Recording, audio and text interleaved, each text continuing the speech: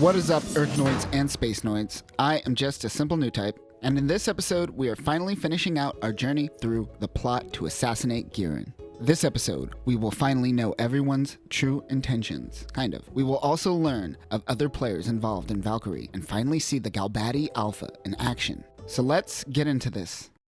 The coup is in effect. Back at the Capital Defense Battalion Field Headquarters, Slesser is given a report from the Scout Platoon in Section 7. There seems to be two Rickdoms fighting a Zaku platoon. They were able to wipe out an entire platoon already. One more is on its way, but things are not looking good. One soldier tells them that they need backup. Slesser has no choice but to send out Lance.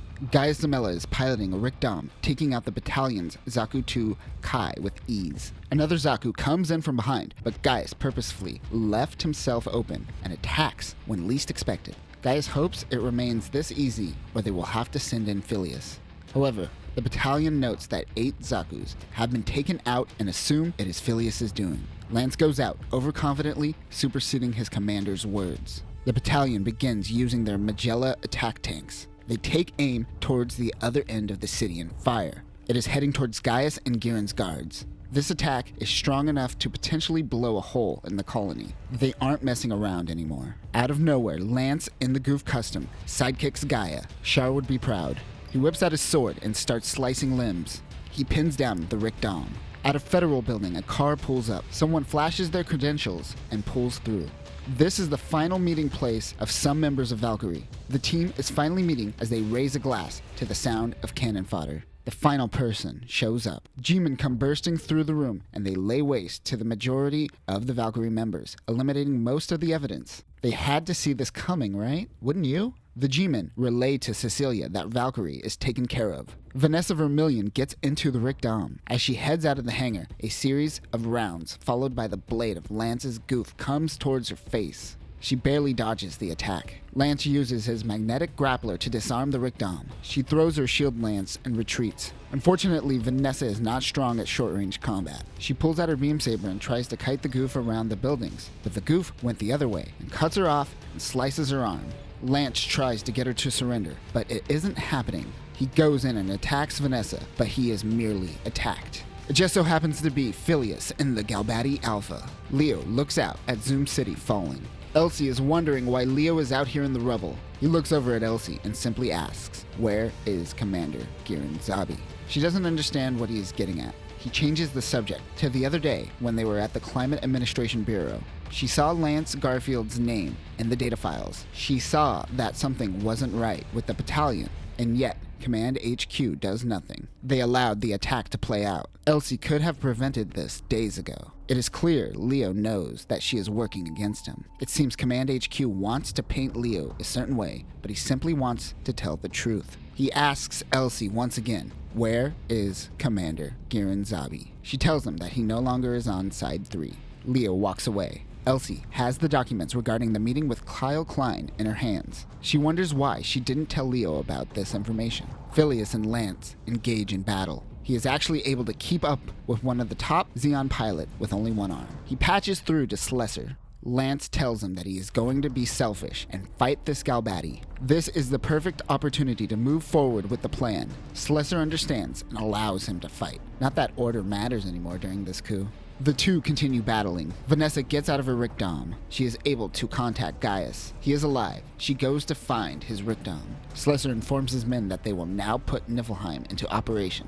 The Xeon soldiers are out fighting, but one platoon stops. As the attacks have stopped, they look out into the distance. It starts snowing. Clearly, they are messing with the Climate Admin Bureau and made the colony extremely cold, as it is minus 47 degrees Celsius. One lieutenant notes that once the moisture is gone, the air will thin out, and that is most likely when they will make their attack. Unfortunately, he believes by this time, all of them will be long dead by the cold, making it easy for the resistance to clean house. He doesn't know what to do in this situation. He is informed that the turrets are also malfunctioning under the extreme cold. Suddenly, the snow stops. It looks like they are on their way. At the Parliament, Oleg notes that 86 people in total came to the emergency assembly of Parliament. This is a pathetic amount of Parliament members, and Oleg mentions how horrible it all is. Oleg contemplates that he currently holds the highest position in Zoom City, as everyone else is out at war and Darchia is on the moon. Someone informs Oleg of the battalion's attack. He gathers all the leaders in his office. Oleg says that if Darchia planned this from the beginning, he may need to rethink his friendship with him. Command HQ is informed of the drop in the climate. None of the soldiers are wearing winter equipment, and it is only a matter of time till the frostbite kicks in. The only equipment that seems to work at these temperatures are mobile suits. The defense battalion happens to be wearing winter clothing. It seems that there isn't a surplus of winter equipment either, as that was all abandoned on Earth, because usually that is the only place a Spacenoid would ever need to experience cold on that level. We learn because the defense battalion is mainly ceremonial, they happen to get all the surplus of weapons and BDUs. The defense battalion were steps ahead years before the coup. Command HQ calls for a retreat. Command only has 12 functioning mobile suits currently, and they are worried. One soldier suggests that they turn off the artificial sun, but the commander yells at him for even thinking of doing such a thing to the capital. The elite guard commander sees this as a failure on his part. He plans on going out into battle with his troops. He suggests that Cecilia retreat and meet up with Gihren at a coup. She hopes the commander gives a wonderful performance. Vanessa has met with Gaius. They spy on elite guard soldiers holding out on top of a building. Gaius notes that the average mobile suit battle lasts 3 minutes, but Lance and Phileas have been fighting for 30 minutes straight. Phileas takes off the training wheels on his beam saber, and the two begin fighting again. This next chapter is a battle between Phileas and Lance, and I definitely won't do the artwork justice, so you just gotta go check it out with your own eyes. Gaius and Vanessa run up a building and watch the fight. It has become a battle of swords. They bob and weave as they move about the urban landscape. Vanessa notes that Lance changed his stance. Phileas outputs his beam saber to 100% and slashes the Gouf's right arm. Lance would be dead if he didn't change stances. Quite fitting for Lance. He takes a jab at himself, saying that this is only the second time that someone has taken his arm. Vanessa is concerned for Phileas. She grabs a gun and tries to do something to help. Leo is currently heading towards Command HQ, but is getting blocked. He sees the zombie castle in the background. Lance recognizes that Phileas took his limiter off the beam saber, which means its power won't last long, but Lance is exhausted as well. The Galbady Alpha stands up and drops its shield. Phileas changes to a dueling stance. Lance notes that this pilot still has honor on the battlefield and is happy. This is exactly the type of honor that Zeon should instill. He couldn't be any prouder for his nation. The two charge at one another. Gaius screams out for Phileas. Slessor is informed that both the Gouf and the Galbady have gone silent. They move forward with the plan. A soldier comes rushing in with an encrypted message from Kyle Klein. He opens up the letter and his face is in shock. It contains 2 messages. Leader Gihren has killed Degwin, and Major General Caecilia executes Gihren. Slessor wonders what is going on at a coup. Gaius and Vanessa open up the hatch on the Galbady to find Phileas crying. He is alive, but he says that at the very last moment, Lance went easy on him. It was supposed to be an honorable battle, but he went easy in the end. Gaius mentions that this will probably haunt Phileas for his entire life, as he will never be able to know the outcome of this battle, and he is just a kid. He notes that this is quite cruel. I mean, he's a child. All of this is a foobar. Leopold goes to talk to Cecilia. He was supposed to meet with her anyways regarding the reinstallation of his investigator status. Cecilia's first job for him is to arrest Slessor for treason. He says he will, but first he has one more thing to take care of. He stands up and says that Cecilia is under arrest as a pivotal figure in the events surrounding the assassination attempt on His Excellency Gihren. She tells him to elaborate on this so-called investigation. He says that her downfall was her negligence. Her attitude towards the parade happening no matter what and handling the investigation in silence showed that she cared more about capturing an assassin more so than keeping Commander Zabi safe. Furthermore, a long time ago, Regenleaf attempted a similar assassination. Everyone involved in that situation was killed, all but Slessor. She monitored Slessor gaining the ranks and creating the defense battalion. She pushed and nudged Slessor into creating a rebellion over the course of the years since the last assassination attempt. One thing she wanted was to isolate Caecilia from the event. He notes that this plan was exposed via the EDA programming language. Only 5 people in the world have the ability to use said language. One Mario Antonescu, who is currently assassinated, was one of those people. Cecilia says that he seems to be leaving out a good chunk of info. This is where Leo states that he just received a piece of info himself. Gihren Zabi is not on Side 3. He was never planning on being on Side 3 during this parade. So why did Cecilia continue with the operation? Cecilia recognizes that Elsie has chose to help Leo instead of her commanding officer. She pulls out a gun and gives him 3 options. He cooperates, he forgets everything, or he continues to seek out the truth. It seems this was an attempt to point fingers at Cecilia. Unlike the last assassination attempt, this one was simply to silence those who don't believe in Giren's fascist ideals. He tells Cecilia that even her is not above the law. Cecilia says that Elsie will be sad for him. But right before she pulls the trigger, Vice Prime Minister Oleg comes in. She informs Cecilia that a coup has fallen. It seems that they are unsure if the Federation plans on attacking Site 3 and must make plans for countermeasure just in case. But Cecilia breaks down, crying for Gihren.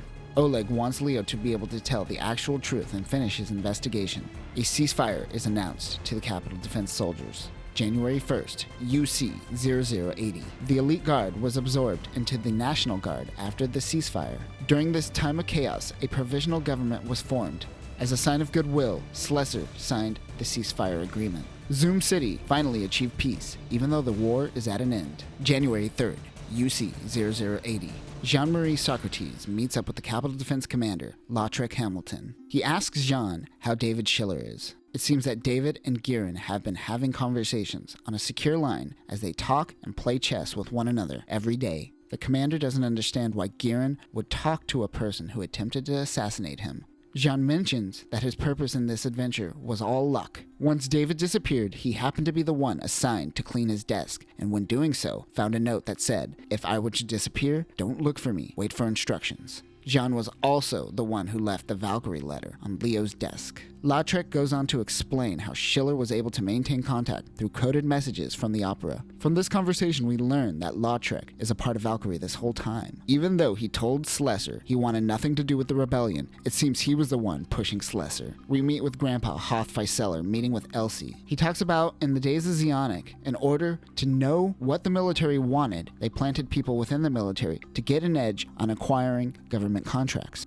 But sometimes other information falls through the cracks, which leads to situations like this rebellion. He knew that Lautrec was in contact with David Schiller, and also mentions that Leo getting a job with the Department of Public Safety was all according to plan. However, he didn't step in until Leo was assigned to the bombing incident. Leo asked Hoff to do one more favor for him. Back at a Side 3 spaceport, all hell is breaking loose as people are trying to escape Xi'an before the Federation comes in, takes control of the now Republic. Gaius, Vanessa, and Phileas are in disguise and trying to escape. They are confused why the Feiseler family wants to help them. Leo walks up to the 3. He says that he is doing this as a last request from his teacher. He looks at Phileas and asks, "How is Lance?" Phileas says that he is a strict teacher. After these events, Leopold went on to become a member of the lower house of parliament. Elsie bailed from Zoom City for 3 years. After laying low, she returned and acts as the Feiseler family secretary. Slessor was court-martialed and sentenced to death. He was given amnesty and now serves out a life sentence instead. The investigator's request to confirm his current well-being was denied. Cecilia handed herself over to the Federation. Darcia Baharo went on to work with EFF to return Xi'an to a republic. David Schiller's whereabouts are currently unknown.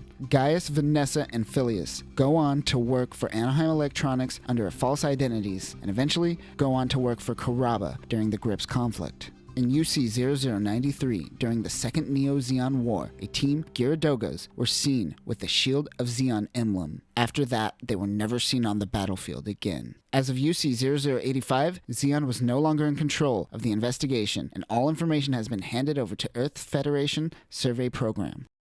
And that will conclude the plot to assassinate Gihren. Both the first chapter and the last chapter of this manga are titled The Plot to Assassinate Gihren. However, both chapters take on completely different connotations the more information we learn along the way. Valkyrie itself was essentially a false flag operation to frame Cecilia, and Slessor's rebellion was actually the true Xi'an freedom fighters. The irony of blaming your sister for your assassination. Who is Regenleaf? It actually doesn't matter, but it is truly hard to pinpoint which person involved was Regenleaf. Certainly Lautrec was a member of Valkyrie this whole time without even Slessor knowing, and he mentions a former Regenleaf helped them out, which leads me to believe Hoth Feiseler truly is no longer Regenleaf, and it could be Lautrec. But David Schiller's close friendship to Gihren and Cecilia, and all of this being a ruse to frame Caecilia, leaves me to think it could have also been Schiller. Now that this data is in the hands of the Federation, we will probably never know. This isn't my favorite Gundam media, but it absolutely is the best written story told in the Gundam franchise. End of sentence. This won't be the last time that we will run into Leo. He will show up once we cover the return of Johnny Ridden. But until then, new types, remember to never believe in anything on face value. Peace.